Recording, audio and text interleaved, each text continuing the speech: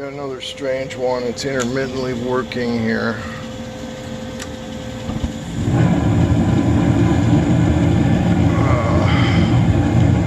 Fired up. That pressure switch is supposed to close at 0.3. Teed into it here. And once it fires, you know, it kind of goes up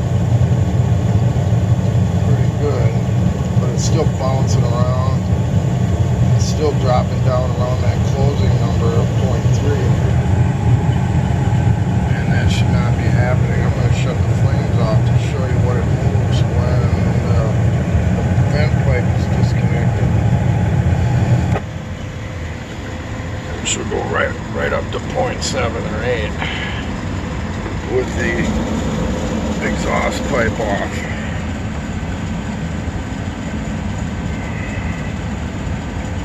Still kind of bumping around, but that's because it's all this turbulence right here, I think. I think we got something in this pipe somewhere. Some kids maybe put some rocks in there.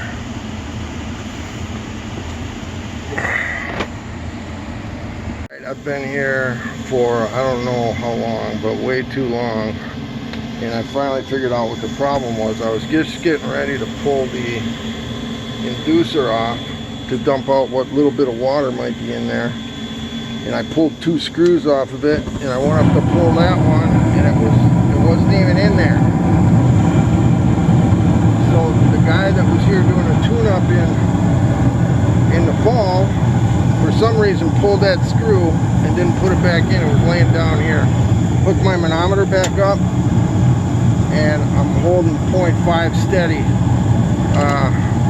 which is well over the closing point for that switch. So just plain, either somebody forgot to put that screw back in or he did it on purpose. I hope not, but that's all that was wrong here, and I've been here hours.